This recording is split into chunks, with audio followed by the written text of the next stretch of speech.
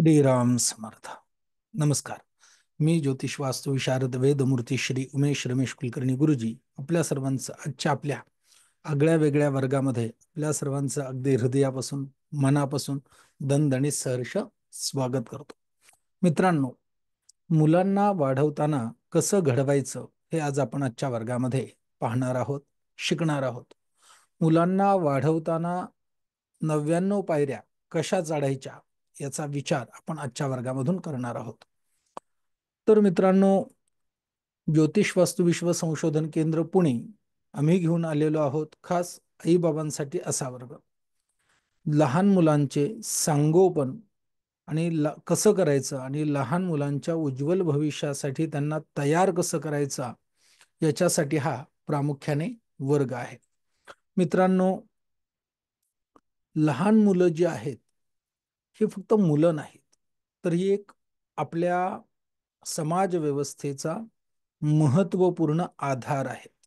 हो मित्रांनो, आजकाल मी पाहतो की लग्न झालेलं असतं, आई खूप शिकलेली असते, वडीलही शिकलेले असतात, पण अशा परिस्थितीमध्ये बाबा वडील जॉब करत असतात. एकतर याची सुरुवात कुठून होते मित्रांनो, याचा विचार देखील आपल्याला करणं गरजेचं आहे. आज विवाहाची जी परिस्थिती आहे अतिशय बिकट झालेली आहे. लग्न जमवताना, लग्न करताना मुला-मुलींच्या अपेक्षेपेक्षा आई वडिलांची अपेक्षा अवास्तव वाढलेली आहे. आम्हाला असाच मुलगा हवा किंवा अशीच मुलगी हवी, हे खूप वाढत चाललेलं आहे. आणि हाच खरा प्रॉब्लेम आहे माझ्या दृष्टिकोनातून, की येऊ घातलेली जी पिढी आहे ही अतिशय बिघडत चाललेली आहे, चुकीच्या मार्गाने चाललेली आहे आणि एक स्ट्रेस खाली जगत आहे.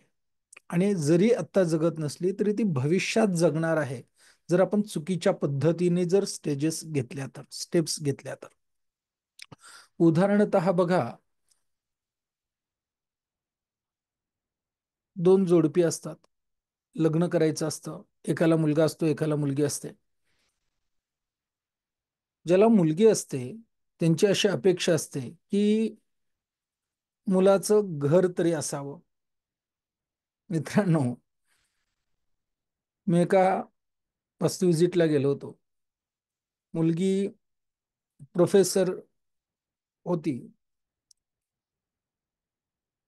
आणि वस्तू विजिटला गेल्यानंतर आई वडील समोर बसले होते, मुलगी बाजूला बसली होती. स्वाभाविक मुलीच्या लग्नाचा विषय आला आणि लग्नाचा विषय आल्यानंतर मुलीला विचारलं, काय ग तुझ्या अपेक्षा काय आहेत? मुलगी म्हटली, गुरुजी जास्त काही नाहीत. सेटल असावा, स्वतःचं घर असावं, समृद्ध असावा, नोकरी असावी, पक्की सॅलरी असावी, निर्व्यसनी असावा, शाकाहारी असावा. अशा तिच्या खूप साऱ्या अपेक्षा तिने सांगून दिल्या.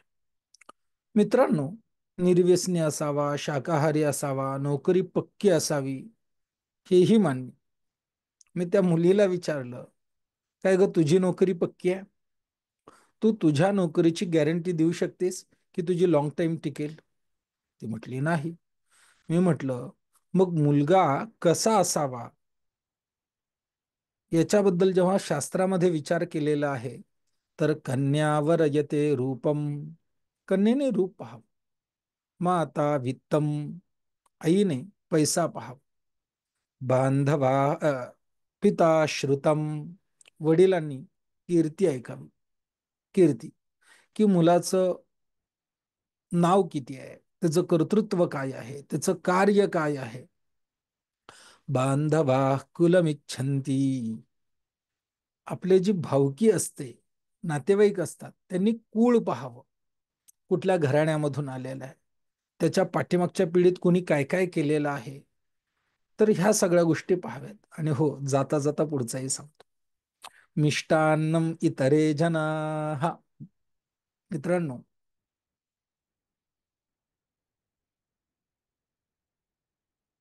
आज माझ्या एका विद्यार्थिनीचा, खरं तर माझ्यापेक्षा ती बरीच मोठी आहे,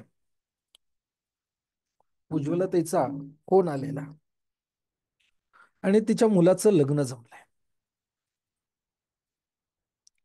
लग्न जमल्यानंतरनं मला आमंत्रण देण्यासाठी ऍक्च्युली कालच त्यांनी फोन केला होता. त्या ह्या एरियात आल्या होत्या आणि ह्या एरियात आल्यानंतरनं त्यांनी मला फोन केला, पण काही कारणास्तव मी फोन उचलू शकलो नाही. मग मी आज सकाळी त्यांना फोन केला आणि हा म्हटलं, उज्ज्वलाताई, श्रीराम समर्थ, काय म्हणताय? गुरुजी, मुलाचं लग्न जमलं ना? म्हटलं अभिनंदन. तारीख काढली आहे? म्हटलं क्या बात आहे. तर गुरुजी म्हणे, काल तिकडे आलो होतो पण तुम्ही फोन नाही उचलला, पण तुम्ही जर तारीख दिली तर मी तुम्हाला पत्रिका द्यायला नक्की येते. म्हटलं दीर्घ श्वास घ्यायचा आणि संथ श्वास सोडायचा. म्हटलं गुरुजी कोणाचेत? गुरुजी तुमचे. म्हटलं तुम्ही कधी फोन केला आणि गुरुजींनी उचलला नाही, किंवा कधी संकट आलं, कधी प्रॉब्लेम आला, कधी समस्या आली आणि तुम्ही फोन केला, गुरुजींनी कधी उचलला नाही, असं कधी झालंय? त्या म्हणाल्या नाही. म्हटलं जर तुम्ही गुरुजींचे असाल आणि गुरुजी जर तुमचे असतील तर तुम्हाला पत्रिका द्यायला येण्याची बिलकुल जरुरी नाही.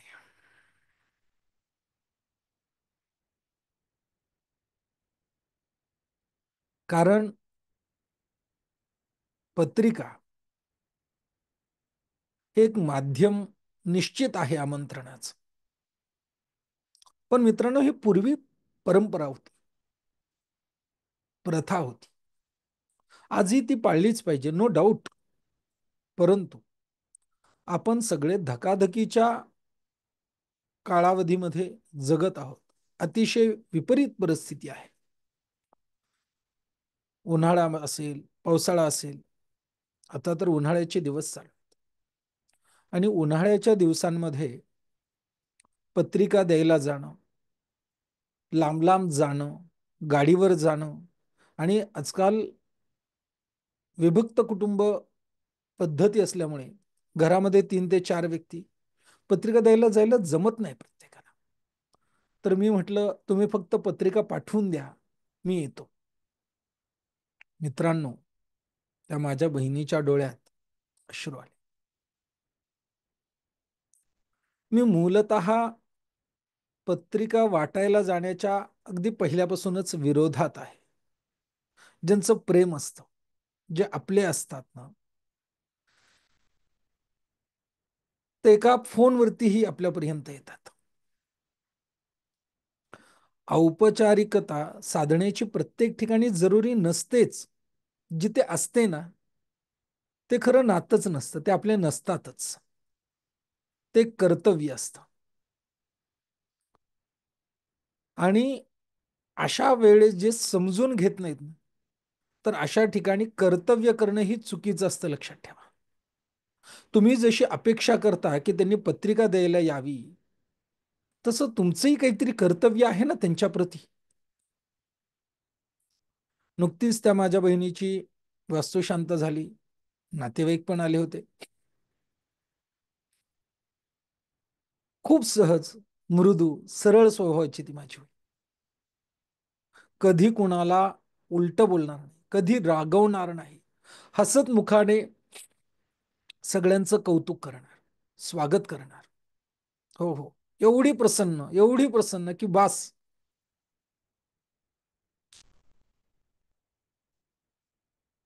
तिनं सांगितलं, गुरुजी वास्तुशांत झाली, वास्तुशांतीला ते आले होते, गुरुजी त्यांची मदत तर झालीच नाही, पण त्यांच्यामुळे मनस्ताप खूप झाला.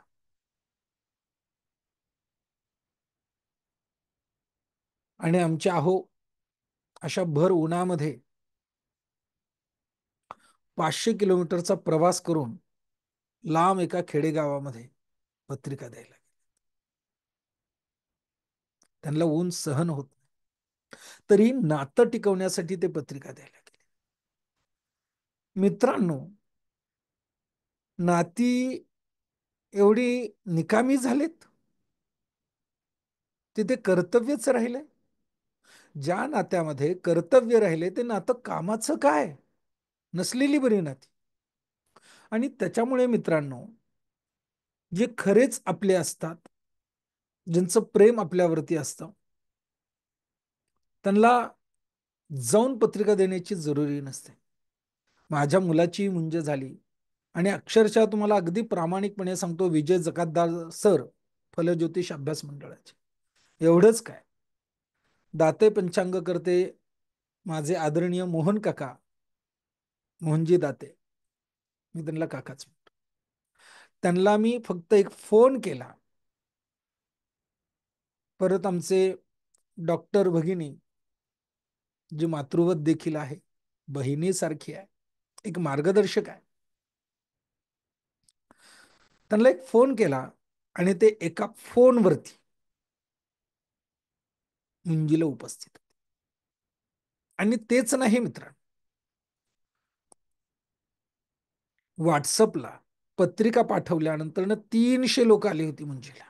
हो, हे प्रेम असतं, लक्षात ठेवा, हीच आपुलकी असते. आणि जेव्हा तुम्ही नाती एवढी मजबूत जपताना, ते खरं तुमचं श्रेय असतं. नाती पैशात मिळवता येत नाहीत. आणि जी नाती पैशाने मिळवलेली असतात, ती कधीच आपली नसतात. आणि जी आपली नसतात, ती कधीच टिकतही नसतात. नाती हृदयाने जोडावी लागतात. आणि जी हृदयाने जोडलेली नाती असतात, ती कितीही तोडायचे प्रयत्न केले तरी ते तुटत नसतात, कारण ते पक्के असतात.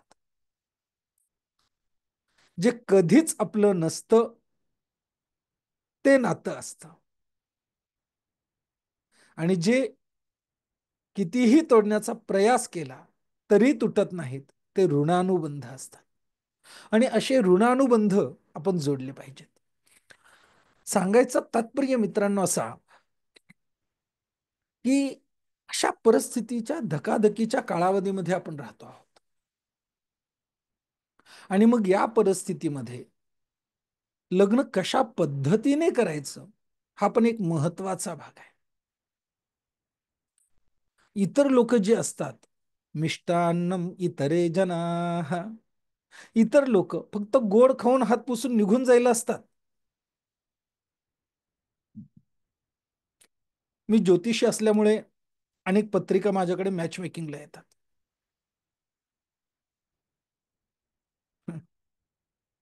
अनेक किस्से. पत्रिका बघतो मी, पत्रिका बघितल्यानंतर हे लग्न नका करू सांगतो, हे लग्न करा म्हणून सांगतो, हे एवढं प्रतिशत जमते असं सांगतो, याच्याबद्दल ही माहिती करा आणि पुढे जावं असं सांगतो. आणि काही जणांना सांगतो की या मुलाच्या लग्नामध्ये एकही रुपया खर्च करायचा नाही.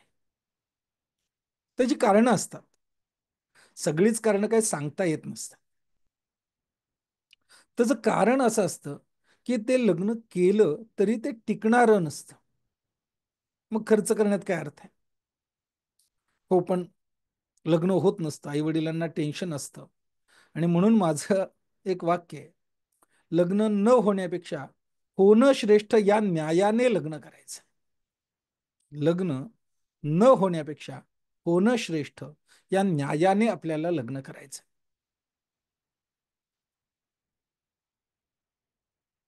दुसरी एक म्हण आहे, लड्डू खाएगा. आजच मी एकाला ते उदाहरण दिलं, त्याच्या कुंडलीमध्ये लग्नाचा तेवढा खास योग नव्हता. आणि जरी झालं तरी पुढे समस्या येणार होत्या. मी म्हटलं, लड्डू खाएगा वो भी पछताएगा, और नहीं खाएगा वो भी पछताएगा. त्याच्यापेक्षा म्हटलं खाऊन पस्ताव. कारण आता तुम्ही म्हणाल, असा सल्ला देणं कितपत योग्य आहे? मित्रांनो, त्या मुलाची आई बिचारी माऊली माझ्याकडे अक्षरशः रडत आली होती, रडत आली होती. आणि ज्योतिषी म्हणून एवढ्या वर्षाचा अनुभव असा सांगतो की त्या मुलाच्या कुंडलीमध्ये जर विवाह विच्छेदनाचा योग असेल, तर बहुतांश वेळा अशा मुलाला अथवा मुलीला अशाच पद्धतीच्या कुंडल्या येतात. त्यातल्या त्यात उत्तम कोणती, ही आपल्याला मॅच मेकिंग मध्ये पाहायचं असतं. गुण म्हणजेच पत्रिका जमवणे का? तर नव्हे, बिलकुल नव्हे. तर पत्रिकांचं मिलन म्हणजे मॅच मेकिंग. एकमेकांना दोन्ही कुंडल्या किती मॅच होत आहेत, मग त्याच्यामध्ये अनेक प्रकारे विस्तृत विचार केला जातो. एकमेकांचा आयुष्याचा विचार केला, एकमेकांच्या शरीरयष्टीचा विचार केला जातो, आरोग्याचा विचार केला जातो, स्वभावाचा विचार केला जातो, आर्थिक परिस्थितींचा विचार केला जातो, कौटुंबिक परिस्थितींचा विचार केला जातो, एकमेकांच्या नातेवाईकांचाही विचार केला जातो, गृहसौख्याचा विचार केला जातो. सासू सुनेचं, सासू सासऱ्या जावयाचं उत्तम जमू शकतं का, दोन्ही घरांचं उत्तम जमू शकेल का, याचा विचार केला जातो. आणि सगळ्यात महत्वाचं, संतती सुख आहे का. त्याच्यानंतर दोघांच्या आरोग्याचा विचार केला जातो. लग्न केलं आणि आरोग्याच्या समस्या आल्या तरी पण अडचण असते. वैवाहिक जीवन व्यवस्थित आहे का. बऱ्याच वेळा लग्न तर होतं, नवरा वेगळीकडे असतो, बायको वेगळीकडे असते, कुटुंब सुख नसतं. आणि ती कुटुंबात जरी राहत असली, घरात जरी राहत असली, तरी त्या जोडीदारापासून एकमेकांना लाभ आहे का, की नुसताच मनस्ताप होणार आहे, की अशा सगळ्या गोष्टींचा विचार मॅच मेकिंग मध्ये करावा लागतो, केला जातो. ह्याला विस्तृत मॅच मेकिंग म्हणतात. आणि मी पत्रिका बघितली आणि बघितल्यानंतर म्हणतात फीस सांगित, मी तर फीस सांगत नाही, ऑफिस मधल्याच आपल्या सर मॅडम ज्या असतात ते फीस सांगतात. म्हणे गुरुजी म्हणजे त्यांना म्हणे एवढी फीस. मी तर काही त्याच्यावर बोलत नाही, पण मनातल्या मनात म्हणतो, जे गुरुजी तुम्हाला निर्णय देतात लग्न करा अथवा न करा, जे डिसिजन देतात आणि ज्यांच्या निर्णयावरती तुम्ही त्यांच्या आयुष्याचा निर्णय घेत असता, दोन कुळांचा निर्णय तुम्ही त्यांच्या एका निर्णयावरती घेत असता.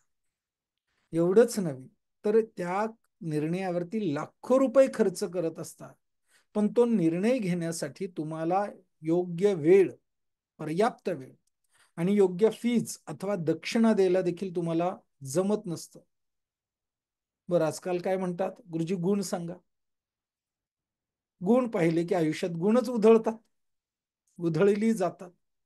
कारण गुण पाहणं पर्याप्त नाही, अष्टकूट पाहणं पर्याप्त नाही. अष्टकूट उत्तमच, ते तर पाहावंच. अष्टकूट गुणा मिलनापैकी मिनिमम 18 गुण तरी उतरणं अत्यंत गरजेचं आहे शास्त्रानुमते. ते उतरली पाहिजे.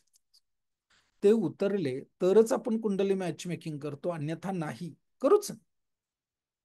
त्याच्यामध्येही बऱ्याच गोष्टी आहेत. परत मृत्यू षडाष्टक आहे, द्विद्वादशम आहे, नवपंचम आहे, अशा बऱ्याच गोष्टी विस्तृत त्याला अभ्यास करावा लागतो, विचार करावा आणि सारासार सगळ्या गोष्टींचा विचार करून एक निर्णय द्या. म्हणजे ही मॅच मेकिंगची पद्धत असते. थोडक्यात सांगायचं तात्पर्य मित्रांनो, की मॅच मेकिंग करायला आल्यानंतर ना त्याचं पुणे मुंबई अशा शहरांमध्ये घर तर असायलाच हवं, पण त्याला शेती असायला हवी. आता मला सांगा मित्रांनो, 25व्या वर्षी त्या जर मुलाचं घर असावं अशी जर मुलीची अपेक्षा असेल, तर कसं व्हायचं. आपली मुलगी ही 23, 24, 25 वर्षाची असेल, जर त्या मुलाचं घर असावं अशी तुमची अपेक्षा आहे, तर मग मुलीची का नाही, मुलीचं घर का नाही. आपण जर 50% आरक्षण म्हणतो आणि मुलं मुलं मुली आणि मुलं समान म्हणतो, तर मग ही अपेक्षा मुलाकडूनच का, याचा पण विचार करायला हवा. बरं, असावी, त्याच्यात दुमतीने असलं पाहिजे. कारण घर हे गृहस्थ आश्रमाचा आधारबिंदू आहे. त्याच्यामुळे घर हे असायलाच हवं, घराशिवाय पर्याय नाही. चुकीची अपेक्षाही नाही, पण अपेक्षा चुकीची आहे की लग्न आधी असायला. बरं, समजा त्यांनी घेतलं, नंतर विपरीत परिस्थिती आली, मग मग पुढे काय करणार? तर मित्रांनो, त्या मुलीला सांगितलं, मुलगा बघ, तर ज्याच्या मनगटात दम आहे की नाही, मनगटात ज्याच्यात दम असतो ना, असा मुलगा बघ. कर लो दुनिया मुठ्ठी में. अरे मुठ्ठीच तुझी कामाची राहिली नाही, काय करणार आहे दुनिया मुठ्ठी? पण ज्याच्या मनगटात दम असतो ना, तो लाथ मारेल तिथे पाणी काढतो. आणि असाच मुलगा मुलीने विवाहासाठी पहा. कारण मित्रांनो, नोकरीची गॅरंटी राहिलेली नाही. नोकरी जरी गेली तर त्याचं कर्तृत्व, त्याचं नेतृत्व आणि त्याचे विचार, त्याचं कर्म एवढं उत्तुंग असायला हवं की लाथ मारेल तिथे पाणी काढेल. आणि असा मुलगा लग्नाच्या वेळेस करा. आणि असं जर नाही झालं मित्रांनो, लग्न होतं, IT कंपनीमध्ये वगैरे जॉब करतात, अवाढव्य, घरात दोघच माणसं, अवाढव्य पैसे खर्च करून, वास्तुशास्त्रांच्या नियमात तर नसतंच सोडा, लाखो रुपये खर्च करून घर घेतात. आता हा वास्तुशास्त्राचा वर्ग नाही म्हणून मी जास्त बोलत नाही. हे घर नाही तर ते समस्या विकत घेत असतात वास्तुशास्त्रांच्या नियमाप्रमाणे. आजार विकत घेत असतात, प्रॉब्लेम विकत घेत असतात. ते जर वास्तुशास्त्राच्या नियमात नसेल तर ठीक आहे, त्याचा आपण कधीतरी नंतर विचार करू. पण ते जे घर घेतात,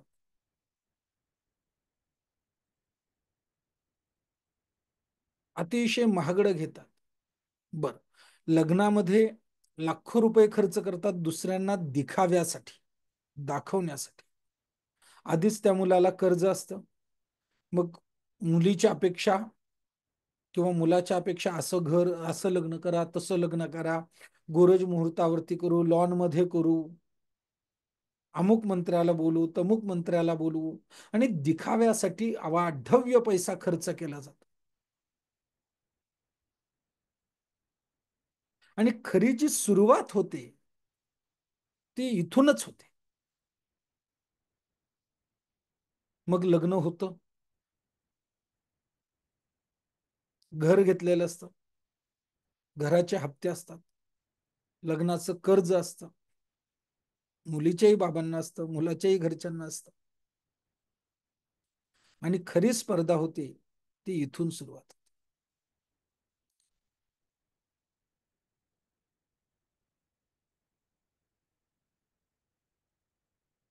वेळात वेळ काढून हनीमूनलाही जातात.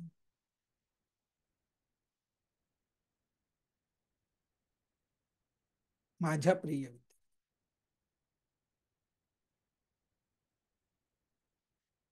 मूलतः इथे विवाह संस्कार म्हणजे काय हे देखील आपण समजून घेणं अत्यंत गरजेचं आहे. विवाह संस्कार हा धर्मेच अर्थेच कामेच न अतिचरितव्या.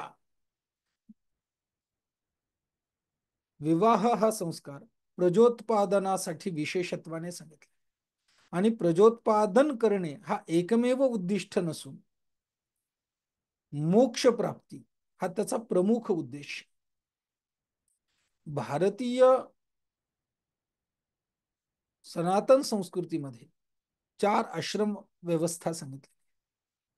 एक ब्रह्मचारी आश्रम, 2 गृहस्थ आश्रम, 3 वानप्रस्थ आश्रम आणि 4था संन्यास आश्रम.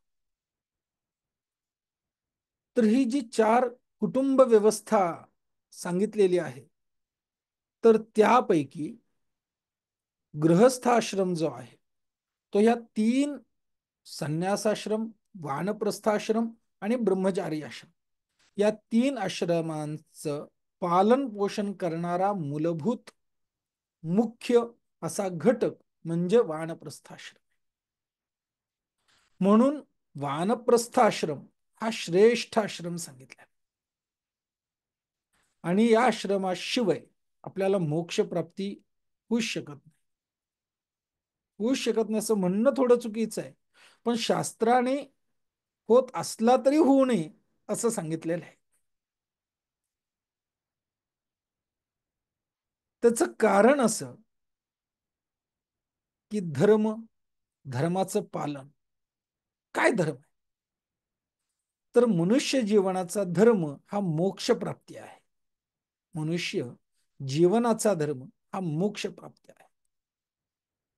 पण मनुष्य आयुष्याचा धर्म कर्म करणे असा आहे धर्म. मग जे काही आपल्याला प्रकृतीने, निसर्गाने, देवाने, या समाजाने जे कर्तव्य दिलेलं आहे, ते कर्तव्य प्रामाणिकपणे सर्वतोपरी प्रयास करून पूर्ण करणे, त्या त्या वेळेनुसार, ज्या वेळेला जे आपलं कर्तव्य आहे त्या वेळेला ते कर्तव्य चोख पार पाडणे हा आपला धर्म. लग्न केल्यानंतर पत्नीचं संगोपन करणे हा पतीचा धर्म आहे, अधिकार नव्हे. पत्नी म्हणजे अधिकाराचा विषय नाही आहे. पत्नी म्हणजे धर्माचा विषय.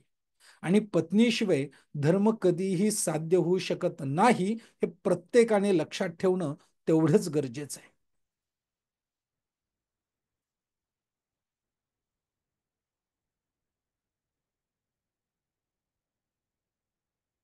मित्रांनो, खूप दिवसापूर्वी आदरणीय सुधा मूर्ती, त्याही कुलकर्णी आहेत माहेरच्या.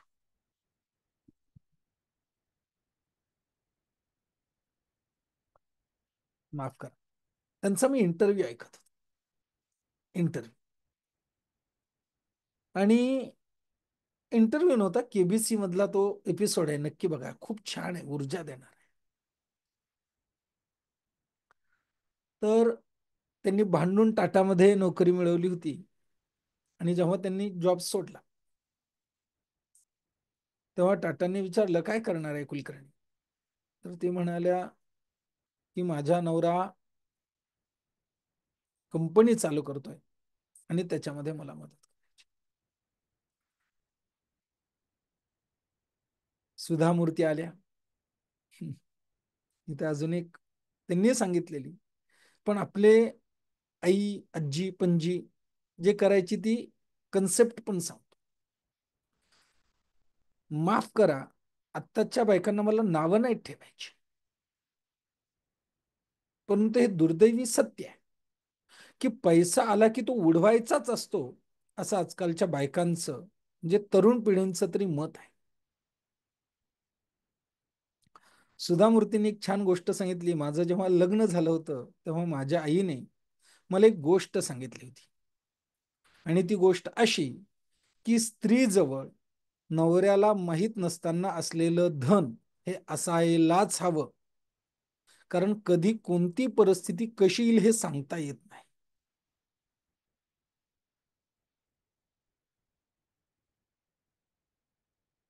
म्हणून स्त्रीधन असायलाच. आणि त्यांनी असं सांगितलं, जेव्हा मी मूर्तींना कंपनी चालू करायच्या वेळेस हे 10,000 रुपये दिले, तेव्हा सुधा मूर्तींनी त्यांच्या मिस्टरांना एक खूप छान वाक्य सांगितलं होतं. ते असं की तुम्ही एका झुल्यावरती उभे राहत आहात, जो इकडून तिकडे जाऊन निश्चित पकडणारच आहे, मला खात्री आहे, मला विश्वास आहे. पण डोंट वरी, तुम्ही तिकडे जाताना यदाकदाचित पडलात तर खालचं नेट तुम्हाला सावरायला मी असेल. मित्रांनो, सुधा मूर्ती याच्यामुळे मोठ्या नाहीत की त्या सुधा मूर्ती आहेत. सुधा मूर्ती त्यांच्या विचारांमुळे मोठ्या झाल्यात, हे लक्षात ठेवा. सुधा मूर्ती ह्या सुधा मूर्ती जर असतील त्यांच्या विचारामुळे आहे, आणि त्याच्यामुळे विचारेन किम दरिद्र, विचारांमध्ये दरिद्रता असली नाही पाहिजे. किती छान वाक्य. तसंच आपल्या जोडीदाराचं आपण नेट झालं पाहिजे. आपला जोडीदार यशस्वी होणारच आहे, पण जोडीदार यशस्वी होत असताना त्याचा आधार आपण झालं पाहिजे. पतन न येते, पत्नीचा अर्थच तोय मूलतः. पतन न येते सहा पत्नी, जे आपल्या जोडीदाराचं मनाचं, विचाराचं, त्याच्या शीलनाचं, त्याच्या विचारांचं, त्याच्या कर्तृत्वाचं, त्याच्या कुटुंबाचं, त्याच्या कुळाचं जे अधःपतन होऊ देत नसते ना, ती पत्नी असते. आणि हो, सुधामूर्ती खऱ्या अर्थाने पत्नी या शब्दाचं आदर्श उदाहरण आहे, असं मी नक्की म्हणेन. नक्की. आणि त्यांचा आदर्श हा प्रत्येक स्त्रीने घ्यायला हवा. हो. आज त्यांचं जावई इंग्लंडचा राष्ट्रपती. तुमच्या माझ्यासाठी ती गर्वाची गोष्ट आहे. तर सांगायचा तात्पर्य मित्रांनो, मग पती पत्नी जे असतात ते जेव्हा हनीमूनला जातात, हनीमूनला जाऊन करतात काय? काहीच नाही. माझ्याकडे अशा कित्येक केसेस आलेले आहेत की हनीमूनला गेले, हनीमूनवरून दुसऱ्या चौथ्या दिवशी आले, डायरेक्ट कोर्टामध्ये केस. का म्हणे? एकतर ते दुसऱ्यांना, आई वडिलांना सांगू शकत नाही घडलं काय. नवीन जोडपं असतं, नवीन लग्न झालेलं असतं नुकतंच, सांगणार काय? हे पण दुर्दैव आहे मित्र. आजकाल फिजिकल रिलेशन कसे मेंटेन करावे याच्याबद्दल कुठे चर्चाच केली जात नाही, विचारच केला जात नाही.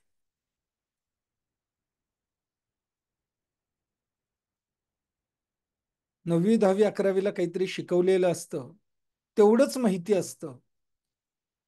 मग काय व्हिडिओ पाहिल्या जातात, काही पुस्तकं वाचली जातात, आणि त्याच्यावरून ह्यांचा खेळ चालू होतो.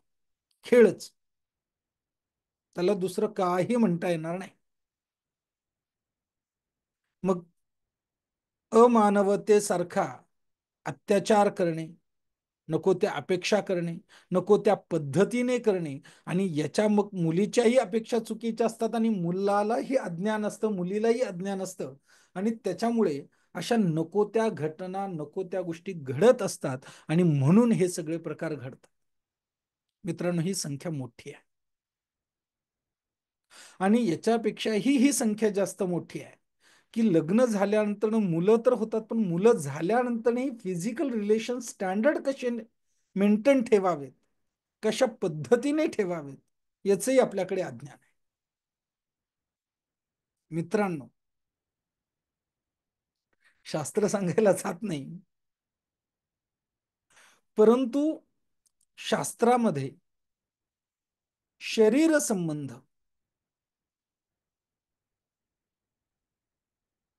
आयुष्यात एकदाच ठेवायला सांग. किंबहुना जेव्हा जेव्हा संतती हवी, तेव्हा तेव्हा शरीर संबंध ठेवायचे. तेव्हाच आपल्याला उत्तम संतती निर्माण करता येऊ शकते. वीर्यवान, तेजस्वी, ओजस्वी, धैर्य, प्रज्ञावंत, मेधावी,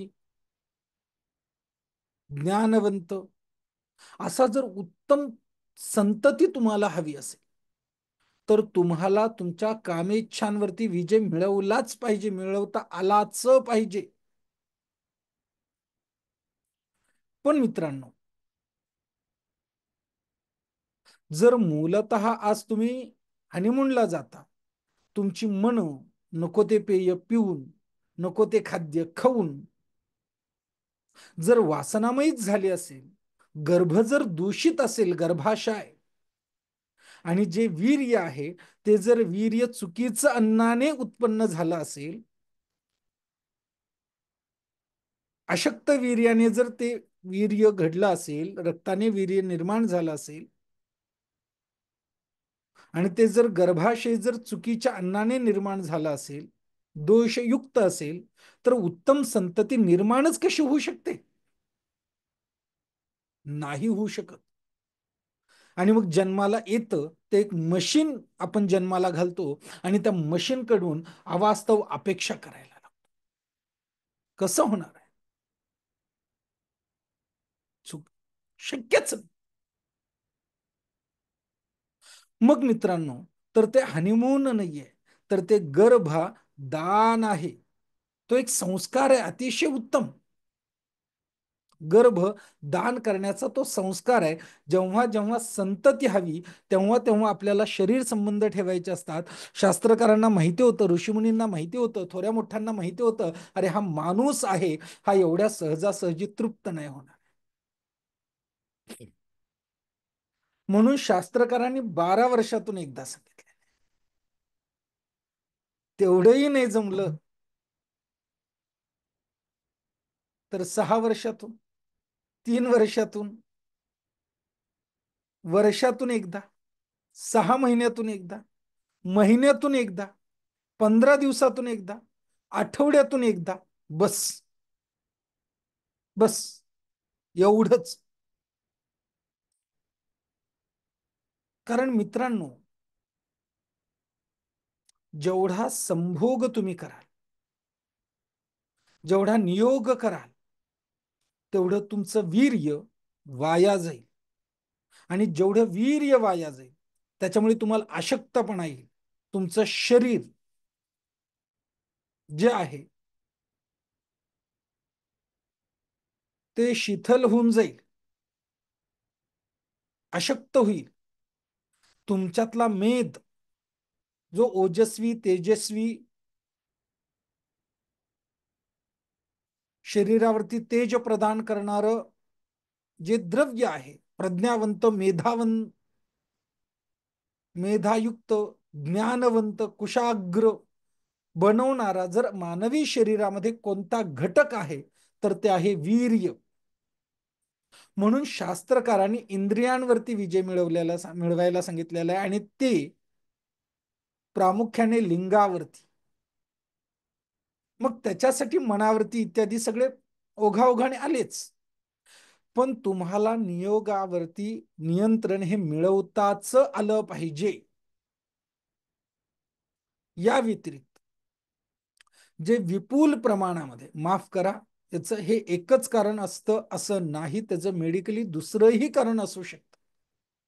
पण विपुल प्रमाणामध्ये जे समागम करतात, संभोग करतात, अशांना संधिवाताचा देखील त्रास होऊ शकतो. हाडदुखीचा त्रास होऊ शकतो. यांच्या शरीरामधलं कॅल्शियम कमी होऊ शकतं. बीपी, शुगर, बीपी लो होणे, शुगर वाढणे, कॅन्सर होणे, एवढंच काय, अटॅक येणे, अशाही गोष्टी वीर्य जास्त प्रमाणात खर्च झालं तरी होऊ शकतं. त्याच्यामुळे संभोग जो आहे तो कमीत कमी केला गेला पाहिजे. मित्रांनो, मी अशाही केसेस पाहिलेल्या आहेत की ह्या गोष्टी न झाल्यामुळेही आजाराच्या समस्या. हो. आणि त्याच्यामुळे योग्य पद्धतीने योग्य वेळेला देखील समागम होणं अत्यंत गरजेचं आहे. कारण हे जरी नाही झालं तरी देखील वेगवेगळे आजार होऊ शकतात. लग्न न करता स्त्रीने जर समागम केलाच नाही तर विशेष फरक नाही पडत. गर्भाशयाचा, पिशवीचा थोडीफार समस्या येऊ शकते. प्रत्येकालाच येते असं नाही, पण येते. आणि पुरुषाला देखील चिडचिड, रागीटपणा वाढू शकतो, तापटपणा वाढू शकतो, त्याच्या शब्दांमध्ये अधिक धार येऊ शकते. त्याच्यामुळे तो रागीट होणे, चिडचिड करणे, ह्या स्वाभाविक गोष्टी आहेत. पण तो जर चिडचिड करत असेल, रागराग करत असेल, तर मित्रांनो, तो मूर्ख म्हणून नाही, वेडा म्हणून नाही, तर त्याच्या बुद्धीमध्ये, विचारांमध्ये, आकलनामध्ये एक विशिष्ट पद्धतीची लेवल हाय असते, उच्च असते. आणि त्या विचारांच्या लेवलमुळे शब्दांमध्ये एक धार आलेली असते, ताकद आलेली असते. आणि त्याच्यामुळे तो असं केलं तर असं होणार आहे हे त्यांना पहिल्यांदाच आकलन झालेलं असतं. आणि याच्यामुळे तुम्ही असंच करावं असा त्यांचा अट्टहास असतो. कारण तुमचं कल्याण कशात आहे हे त्यांना आधी कळलेलं असतं. म्हणून ऋषीमुनी हे चिडचिड असायचे, रागीट का असायचे, त्यांचं कारणच असं आहे की त्यांचं नियंत्रण पूर्ण असायचं इंद्रिया. आणि हीच लोक रागीट असतात, चिडचिड करत असतात. कारण तुमचं कल्याण कशात आहे हे त्यांना खूप आधी, तुमच्याही 100 पट आधी कळालेलं असतं. आणि मग तुमचं कल्याण व्हावं याच्यासाठी ते रागराग करत असतात, चिडचिड करत असतात. आणि म्हणून लग्न झालं नसेल तर ओके, पण लग्न झालं असेल तर मित्रांनो, ह्या गोष्टींची सवय असेल किंवा एखादं मूल झाल्यानंतर हे जर तुम्ही कमी केलं, तर मात्र याचा विपरीत परिणाम देखील होण्याची संभावना जास्त असते. कारण तो सहवास, तो स्पर्श हवा हवासा, शरीराची ती एक मागणी असते. आणि ती मागणी जर पुरवली गेली नाही योग्य पद्धतीने, योग्य त्या वेळेला, तर मित्रांनो, याच्यामुळे तुम्हाला अर्धशिशी, अस्थमा आणि परत रिव्हर्स अटॅक, अनामिक भीती, अस्थिरता, चंचलता, मन न लागणे, विचार आपल्या अधीन नसणे, वाहत जाणे, भावनेच्या भरात चुकीचे निर्णय घेणे, निर्णय चुकणे, अशा सगळ्या गोष्टी देखील याच्यामुळे घडू शकतात. हे लक्षात ठेवणं तेवढंच गरजेचं. आणि याच्यामुळे नातेसंबंध देखील खराब होऊ शकतात. तर माझ्या प्रिय विद्यार्थी मित्र, म्हणजे विवाह कार्यामध्ये संतती उत्पत्तीसाठी गर्भाधान संस्कार होणं अत्यंत गरजेचं आहे. गर्भाधान तो एक संस्कार. संतती कशी उत्पन्न करावी याच्यासाठीचा हा उत्तम संस्कार आहे. पुढच्या भागामध्ये आपण या संस्काराबद्दल जाणून घेऊया, संतती कशी निर्माण होते याचा विचार करूया. आणि मग टप्प्याटप्प्याने मुलांचा जन्म, मुलांचं संगोपन हे कशा पद्धतीने करावं हे सर्व आपण पुढच्या भागामध्ये पाहणार आहोत. इथपर्यंत कोणाला काही प्रश्न असतील, शंका असतील, तर नक्की व्हॉट्सअपला विचारू शकतात. आपल्या ग्रुपमध्ये टाका, त्याला मी नक्की उत्तर देईन. कमेंट बॉक्समध्ये कमेंट करा, त्याला सर्वतोपरी प्रयास करेन उत्तर देण्याचा. आज आणि नक्की अभ्यास करा. मी जे आज शिकवलेलं आहे, ज्या दिवशी जे शिकवतो त्याचं चिंतन करा, नोट्स काढा, चिंतन करा, मनन करा. आपण कुठे चुकतोय, कुठे बरोबर आहे, कुठे कमी आहे, कुठे जास्त आहे, याचा विचार करा, आकलन करा. चुकत असेल तर चुका सुधरा, बरोबर असतील तर अजून उत्तम कशा पद्धतीने करू शकतो याचा विचार करा. आणि जीवन सुखी, समृद्ध आणि परिपूर्ण जगा. आज इथे भेटलात, उद्या परत इथेच भेटूया. भेटूया पुढच्या भागामध्ये. तोपर्यंत श्रीराम समर्थ. नर्मदे.